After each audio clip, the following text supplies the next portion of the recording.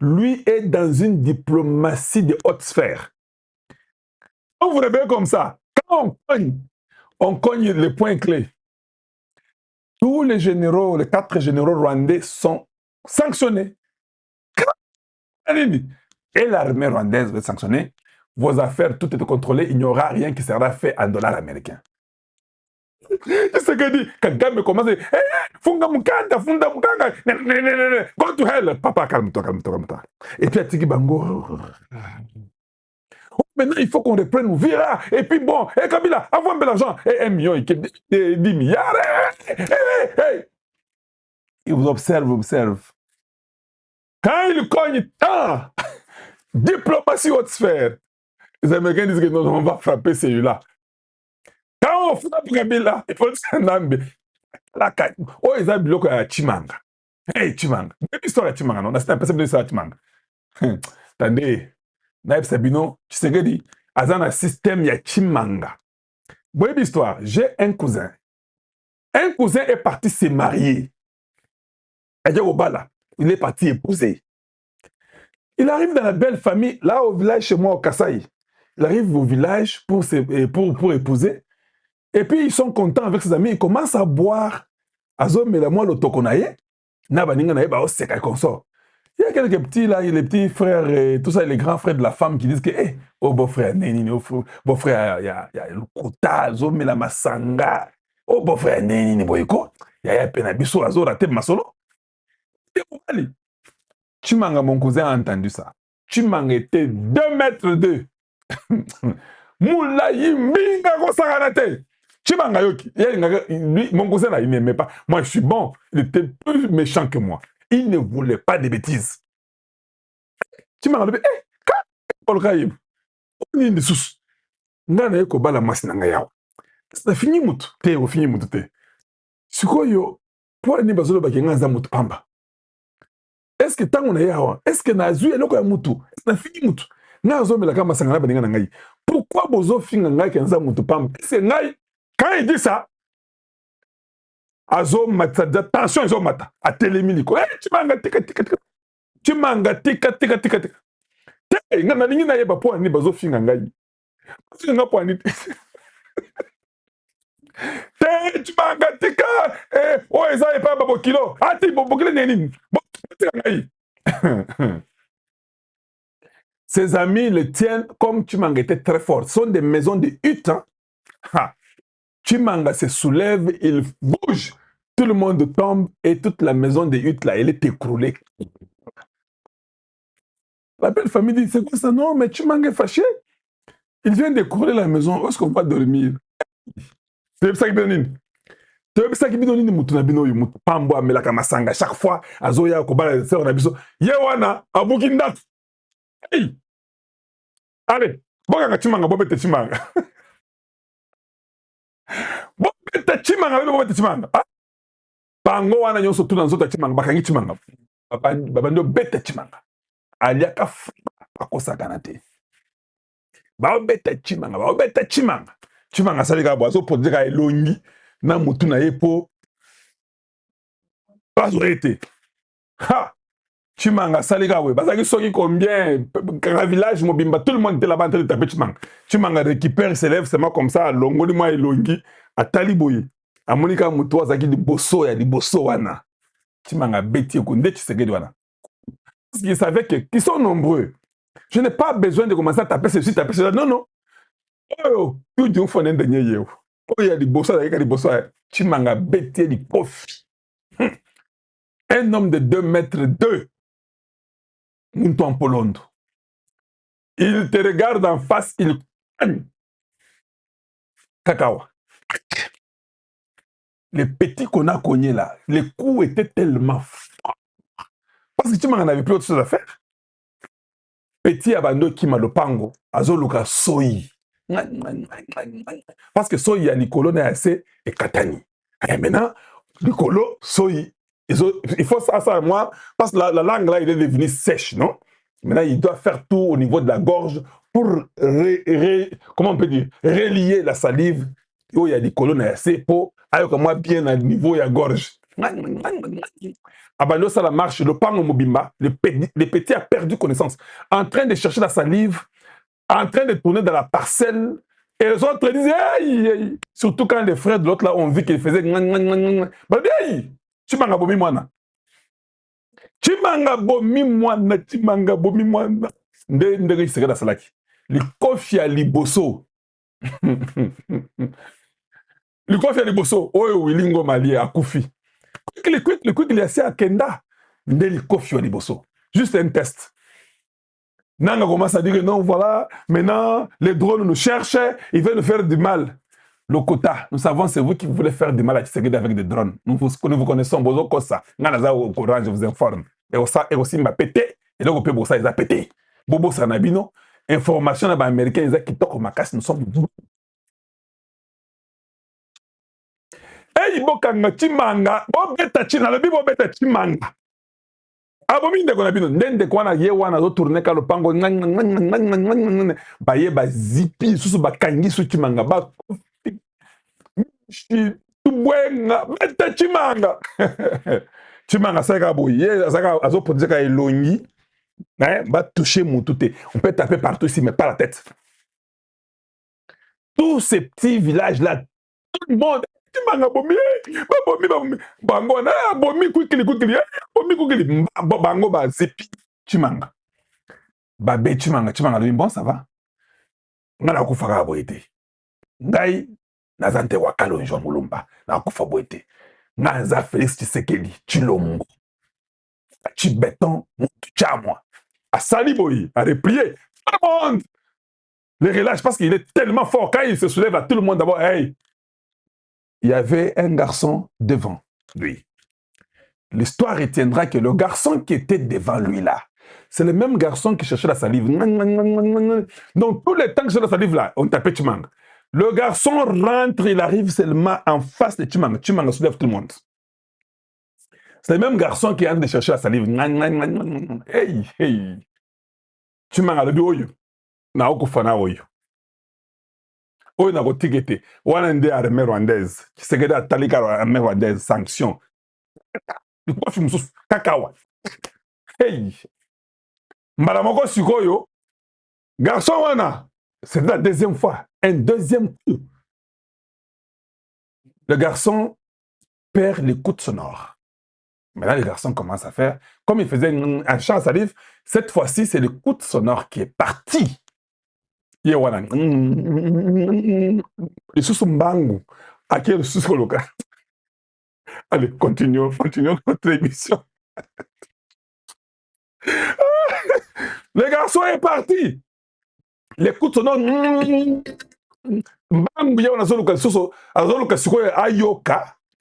Il ne pouvait plus entendre.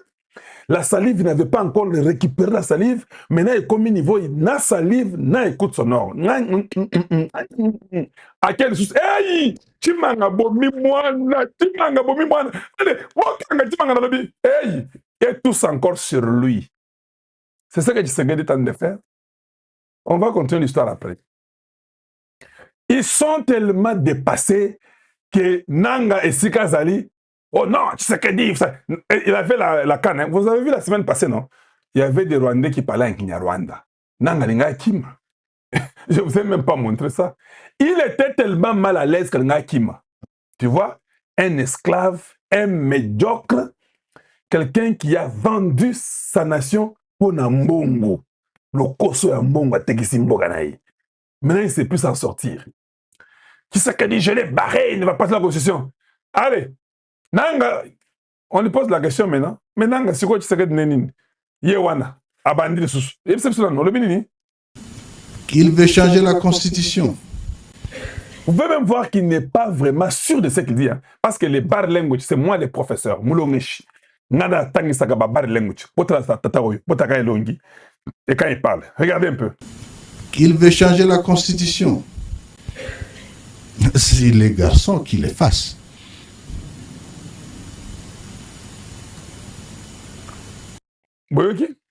Voilà. Masolo est comme une année moussous. Avant, c'était que il ne peut pas toucher. Nous allons l'empêcher. Tu as entendu, non? Ay, boye baka vindenge zalaka, zaka bongo, moulonge chalo pese bine ba masolo. On va l'empêcher, il ne pourra pas toucher. D'ailleurs, en juin, nous sommes là. Les lois a commis qu'il veut changer la constitution. Si les garçons, qu'ils changent. Ça, c'est un langage de lâches, un langage des gens qui désespèrent, les gens qui ont échoué, les gens qui ont perdu. Ce sont eux qui disent, si les garçons, qu'ils changent. Mais tu sais, dans un garçon, changer. Il va changer pas pour toi, il va changer pour le monde entier. Au Congo, nous avons des garçons ici. C'est tu sais qui est garçon? Vous êtes fille, comme on dit. Il est garçon, papa. Tshisekedi va changer. Pour vous prouver qu'il est garçon, il n'a pas mâché les mots. Il a dit, hein, je n'ai que 2 mandats. Mais si ce peuple, dès que Tolingi yol suzongawana, na kozonga nanga, il y a ça garçon. Il a dit, hein, il n'y aura pas élection si la guerre ne termine pas à Goma et Bukavu. Il est garçon, papa. Tu peux avancer, non? Eh, mais tu peux avancer. Il y a Ouvira, il y a Maniema, il y a Kisangani, il y a Lubumbashi. Viens, Kinshasa. Hey! Bah, Tesco Ber et pas ma FRDC. Nenka tomise bango pendant que bosala ka ba réunion bosanganaka. Biso peuple congolais na kati wana. Tozala ka ba misère na biso tong bosala ka ba proposition. Eh! Si ko calcul ezanini. Bon lukaba attaquer FRDC. Mais FRDC a cause à l'attaquer et pas ba wande kakate. Donc, na obscurité, ba kolo réunion wana, eza Museveni, eza Ruto. Uganda na Kenya. Mais ba tindi siko master na bango, Kagame, parce que ba wandi na ba soupçonné que, ba ezolo ba déjà na ba veni à Rwanda. Na Rwanda mo Kagame azaka tuti Rwandais te, azaka tuti Ugandais. Donc aza étranger na kati ya Rwanda. Parce que moto asala ye ezaka Museveni. Ah oui. Ba pesi siko bale wana. Abenga Kabila, abenga nanga ba créer milice wana. Et puis tomba lukasiko ko attaquer FRDC, ba Kenya ba koya, ba Uganda pe ba koya. Pourquoi ba Uganda ba ye ba changer système? Ole ba attaquer Ituri ndenga bazaki ko proposer bande ko ba Congolais. Match komi mabe FADC n'habite surtout les généraux a échoué ce plan ya Uganda na kati ya Congo. Le lieutenant général Luboya Kashama Johnny, le gouverneur militaire ya Ituri, yene pena a échoué ce plan bien boki nanga sali ba communication ya ko tacler oza le lieutenant général Luboya Kashama Johnny. Peuple congolais. Na plan babongisa qui c'était prévu ba corrompre Luboya Kashama Johnny a libéré bango Ituri ba yena facilité à cause Kisangani. Na bande ko ebisa na biso depuis kala. Si bomona ki menace ya Walikale ezalaki balobi te tokoya ko atteindre Kisangani dans quelques jours, non. C'était prévu de passer par l'Ituri, récupérer d'abord Bunia, après avoir récupéré Bunia, on va atteindre Oeza Kisangani. Mais maman na verrou etiama wana ezala le gouverneur militaire Luboya Kashama Johnny. Yende atia maman na verrou o sala que Uganda couple et Simbate. Calcul ezalaki nini? Peuple congolais. Nazo wana. Calcul ezalaki Rwanda abunda a cause une partie des terres na nord et sud Kivu. Uganda abunda a ko récupérer Ituri. Yango bomonaki Joana ya mandefu 0 faute o ya katango kala swa katango pe soute. Mwana Museveni o Tintin. Aloba ke boyo kanga Luboya Kashama Johnny. Pe boyo récupérer Kisangani. Po Kisangani eza ya bango. Selon ye, makanisa pongi. Ameki. Est-ce que vous aimez que rébellion à Thomas Lubanga ezaki créé na Uganda? Vous aimez yango? rébellion à Thomas Lubanga. Et ça qui crée dans Ouganda. Et ça qui crée dans Bitini. Mais même à récupérer tout, il peut lobby, on va récupérer en route. Babandi na 8 millions de dollars. Pour pas corrompre Luboya. Luboya a refusé. Baye na 16 millions a refusé. Bande ko ba congolais. Ba comité na niveau à 30 quelques de millions de dollars. Pour Luboya Kachama Johnny a cédé Ituri. Mais Luboya Kachama Johnny a lobby. Je suis né congolais. Et adage, oh pardon, slogan au musée Atikelanga Ezalaka, n'ai jamais trahi le Congo. Je ne trahirai jamais ma nation. Le long, moi, Museveni a déclaré que opération Souja, Oto Sangana na Bango, pour la traque ba ADF. Alors, Katayango. Pourquoi Katayango? Oui, mais pour la nine. Peuple congolais. Calcul Ezalaki. Na opération Souja wana baluka comment il y a qu'on comprendre tous les bases na biso ezana Beni Ituri comme ça ton boyana ba attaque base na facilité ils ont récupéré Ituri mais le bois Kachama Johnny pe atina na Fati batina ba général oh ba yunga ni sa ba Uganda na ba zamba jusqu'à présent, batikali ko comprendre la philosophie à FRDCT, ba échoué. Yangwana siko bomoni ba yena COP. On aime si nous y a réunion, il y a 3 personnes, Nanga Kabila Kagame. Le masque vient de tomber. Nanga Kabila Kagame. Mais la scène ba ba route bazar, ba to ba ki cité, ba on peut bazar, ba français. To ba ki cité, ba belge pe, bazali.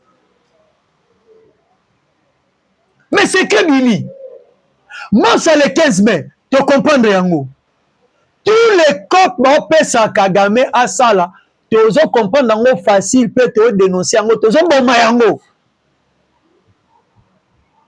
Likez votre émission, tapotez, likez votre émission. Tapotez l'écran, likez. Mais le quoi, si tu comprends le cop, Yango, peuple congolais, makambo na bango nyonso ekwei na maye wo tozindisi bango na profondeur kope bebit yoka sikoyo badéclaration sur le plan international oyo esalemi mpona Paul Kagame au-delà des sanctions américaines mais barévélation ebimi oyo nayemisaka bino Kagame assassé sans frontières criminel international, criminel du siècle. C'est M. Paul Kagame. Yoka. Bon, tu sais que liwa moi la mobile on a combo ya Karasira. Si c'est Karasira. Bande comme congolais. Moi la mobile wana il était professeur au Rwanda. Alors que professeur en Rwanda. Mais suite, il y a une déclaration nae. Parce que, vous bien malamu ke Kagame moutinyo so atungisa a pouvoir nae. Moutonyo so la vérité. Kagame a se préparaka pour koluka koma koboma e. Et surtout alors le département d'État américain a renouvelé son avertissement de voyage concernant le Rwanda. Et PCS sous Liboma. Et PCS sous Liboma. Alors, le quoi, il y a le cas Koboma. On va te le melakaye. Kagame a abomi le messieurs. Na kombo ya Karisira. Pourquoi Kagame a abomi messieurs wana? Bande kombo yoka. Le monsieur en question détenait des preuves. Détenait des preuves. Il y a crime au et seulement en 1994. Au Baboma, le président Juvenal Abiyaman ainsi que le président burundais. Et le monsieur en question a joué preuve wapi. papa pe maman na ende ba pesa ye ba preuve wana zaki ko détener. Oh, Kagame alukaka mutu nyonso azalaka na histoire wana. Tangu papa pe maman aleti pa question azalaka, Kagame a comprenaki ke bango nde bazoko détener oza ba preuve ya loi Juvenal Abiyarimana ainsi que ya génocide ya 1994 o baboma Batuti ainsi que les Hutus et les Twa. Donc le type de question azalaki ko détener pouvoir to ba preuve nyonso ya ko kende ko déposer na communauté internationale. Kagame tango a comprendre ye bandeko avec une vitesse supérieure. Oui, vitesse supérieure aux amis. Abomié. Mais abomié n'est a continué en prison pendant 10 ans. Pendant 10 ans, a continué en prison. Après avoir le libéré, va créer fausse manœuvre moko babaré. Mais bah outi kotanga c'est molle. Ya bato Kagame abomi. Pour preuve, yoka. Boka. Le 1er janvier 2014, M. Paul Kagame avait tué M. Patrick Karegeya en Afrique du Sud. N'a pas pendaison. 2. Le 17 février 2020, M. Paul Kagame, criminel rwandais, génocidaire d'État, a réussi de tuer Kizito Mwigo. Cause suicide et pendaison. Amakasa biloko wana. Na 2021, Kagame a réussira comme monsieur Jai Poli. Et ensuite, na 2026, lelo Kagame est comme l'aimable Azuramba Karasira. Boki.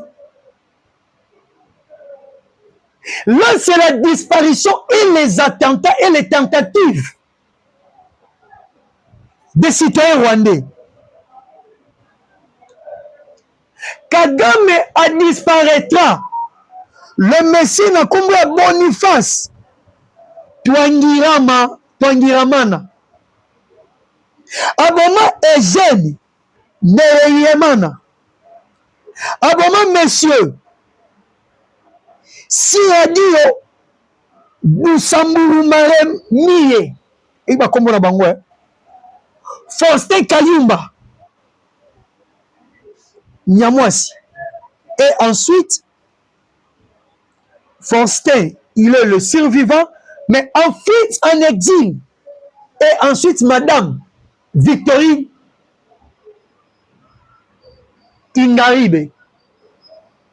Oh, Kagame oto kanga siko awao. Et siko ba wandi sika ba vandi bandeko na ngai. Ba fongoli minoko ba lobi ke Tshisekedi c'est un génocidaire, il est en train de tuer le peuple c'est tout bandeko.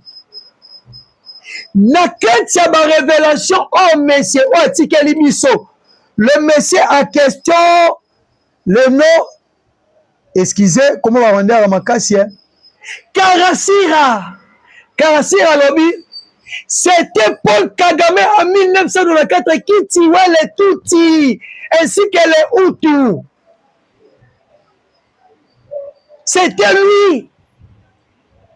Et je vais vous donner une révélation que vous devez bien comprendre par rapport à Makambo dans le lobby. Likez, commentez, partagez, abonnez-vous massivement. Mais si on a mis ici, carte moko très important. Alors bien.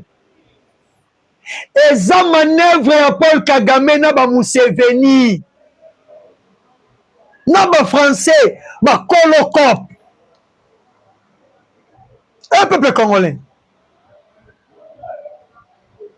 on obeta et à révélation bon comprendre sens sikoyo ya guerre oyo eza na Congo ezowumela bino boleke bosabone partage benga moninga pembeni lobana yaka oyoka tina o Kagame abundiselaka biso soki boyebaka te mpe cope na bango ezala nanga eza Kabila mpe ete bakoyeba bango mpe te bomoni boyoka Kagame atuti Ougandais Kagame est envoyé par les Français ainsi que les Américains et par M.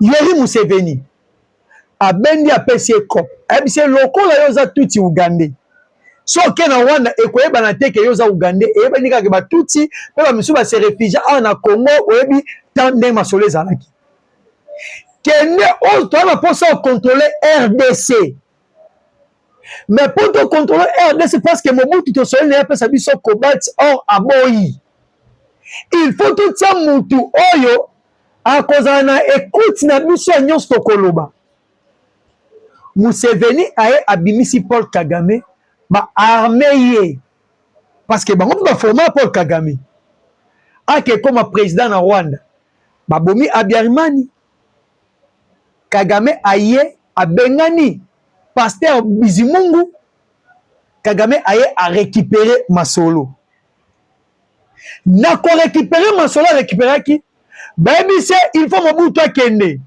Mobutu akei il faut Mouza kende Mouza kei ok le même coup d'état basalaka et pas à Biarman et à console que batuti ba comme na possession ya pouvoir mais majorité batuti bazo konza Rwanda za batuti Ougandais et non batuti Burundais parce que batuti Burundais baronde bakolo mabele ya Rwanda et pas batuti baye ba dominer ba Hutu siko le même jeu ne yango baluka ki ba imposer awa yango na betela ba Congolais maboko po ndenge to bengana Kabila et simba te suite ya ba mars ndenge to telemela ye siko le même copie yango baye na yango kopa ngo za ndenge nini ba imposer biso bitumba bomoni na bitumba bomoni bayaka na génocide ndenge bomoni na 1994 bayaki na génocide na Rwanda bayaka na génocide baboma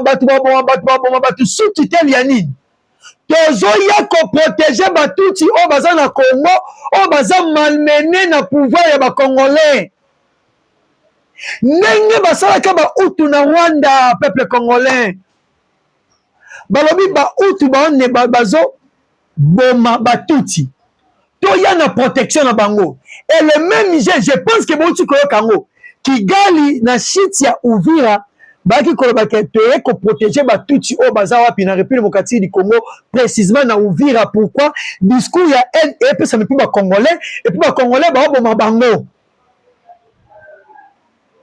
cadre ya protection yango baki ba récupérer ki Rwanda comme possession Paul Kagame na Museveni ainsi que les Français ba Kenyans et le même jeu ba yena yango awa ba Kenya le même jeu ba yena yango awa ouais to protéger ba touti mais avec le temps bon préparer comment ba ko récupérer Masolo ya République démocratique du Congo mobimba mais siko kop na bango to rêver yango to comprendre yango momoni président Fati il a catégoriquement refusé tout dialogue na ba M23 parce que ayemi ke na se dialogue wana ba ba infiltrer Rwanda ba koti ici vu que ba infiltrer Rwanda ba kota ba basenga kaka contrôle ya 43% ya République démocratique du Congo et puis ba général il y a 3e région militaire il faut azala un touti pour ça na contrôle yango Fati aboya kapo Fati sa comprena kopo wana kimbango révéler yango kipapita révéler yango ayebisa ye tango okuma na bokonzi boya dialogue nyonso Kabila bande ko ksala awa pozalaki moyen ya ko infiltrer bino pe ya ko luka koma ko kata ndambu ya mboka bomoni te ke na marche o ba ça le 15 mai balobi nini bazont marché parce que les Emma et les Tutsis sont massacrés en République démocratique du Congo. Vous comprenez? Bazont luka comment ko vandi sa to ko tia fondement ya empire ima Tutsi na bango. Il faut que les Congolais comprennent. Bandeko, vous comprenez ka facile. Bandeko. Yango bomoni Fati aboy tout dialogue na bango. Yango bomoni Fati alors abi dialogue mais à conditionner dialogue wana. Dialogue oui, mais pas avec les traîtres. Dialogue oui, mais pas avec les opposants armés. Dialogue oui, mais pas avec les non-nationalistes. Il y aura dialogue, mais entre Congolais. Et on va s'en parler en face. Mais avant tout dialogue, il faut que la guerre finisse d'abord en République démocratique du Congo.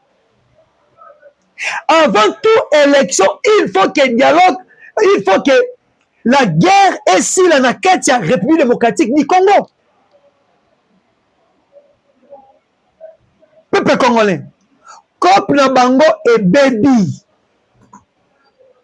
Et si tu comprends bien, calcul à Batouti, et à la candé, il y a comment koya ko récupérer la République démocratique du Congo dans le yango. Les conférences de presse, il y a Fati, et ça toujours maquillé partout. Opposition en perte de vitesse. Bandeko. Opposition armée à Kabila, soi-disant opposition. Et si vous comprenez que ma femme par ma casse est quoi la bango. Et l'autre nous qu'on va awa, il y a combien de réunions de bango ça déjà démasqué. Même Kagame a autre moment. Karasira, peuple congolais, dans la conférence de presse à Fati. Moulunga na enterrement total et pas opposant congolais parce que quelqu'un y a réunion ou échoué bonne conséquence ou quoi la bango ba payo nyonso baza pour yango bon za bloqué. Ndenge nazaki koyebisa biso liboso ndenge nazaki koyebisa biso liboso peuple congolais baaméricain ntango baluki Kagame mili pema sikoyo nano ofinanse bitumba oyo batali malamu baye komona ke 3 milliards de dollars wana ezalaka na Suisse nzoka nde kolo na yango ezalaki Joseph Kabila. Oui, basalini. Le département ya trésor américain est frappé sanction mususu contre Joseph Kabila ba bien naye nyonso ezalaki détenu na libanda kuna basalini ba bloquer yango. Ba bloquer yango. Sko Martin Fayulu aye ko interpréter conférence de presse ya Fati Banamboka Martin Fayulu kabasele o wapi azindi nde kozinda na bisaki bino hier Fayulu azele boka balunga oyo lobate aussi mané kaka 3e mandat mais 3e mandat a Félix Tshisekedi déjà conditionné à condition que le peuple congolais accepte à condition. Et pour le changement de la constitution, alors bien, il y a déjà plus de 100 000 signatures qui sont déjà déposées dans l'Assemblée nationale. ba peuple nde ba sengi changement de constitution et que ceux qui toquent ba on a référendum peuple a décidé na changer constitution yende souverain primaire yende mukolo masolo yende kolomboka ngai na sala nini e bande ba congolais. Et troisième chose, Fatih a conditionné Bango. Hein? Amina Bango clair. Oui, nous voulons le dialogue. Mais pas le dialogue à tout prix. Pas aussi avec n'importe qui. Et tout dialogue se fera ici à Kinshasa. L'histoire du Congo sera écrite par les peuples congolais. Banamboka. D'ici peu de temps, la guerre doit finir. Boki ndenge baleli kuna bombardement na Mushaki. Laurence Kanyuka monsieur communicologue abimi na ba communiquer alobi le pouvoir de Kinshasa et bombarder batu et bomi batu na baton na bango. Tobi ke batu tinde ba kufi na Mushaki ba comprendre te frappe outi wap et outi wap. Alors bandeko ba congolais je pense que la République démocratique du Congo a toujours moutou likolo avec des réalisations de Fatih. Et j'ai salué Madame Fifi Thérèse Masuka, na musala malam o akosala na kati ya Lualaba. En tout cas, mokako soit epai na yo maman, continuez toujours kosala musala loingo sala. Tonga bekol ya sika, aéroport wana international otongi, e bonga lisusu, et puis ba ligne ya métro lingi o lancer maman sala yango pour na bénéfice ya peuple congolais ba dongolo miso nyonso. O ba koya kuna na kati ya Lualaba. Bako échoué parce que normalement on a ba diapason moko na lubu ya Kasha Majoni boza ba patriote au bolingi République démocratique du Congo. Peuple congolais, c'était avec plaisir makasi ya komona bino kolandanga na émission lelo tokutai na mokolo ya lobi. Quant à moi je vous dis merci, que le Dieu de la République démocratique du Congo vous bénisse.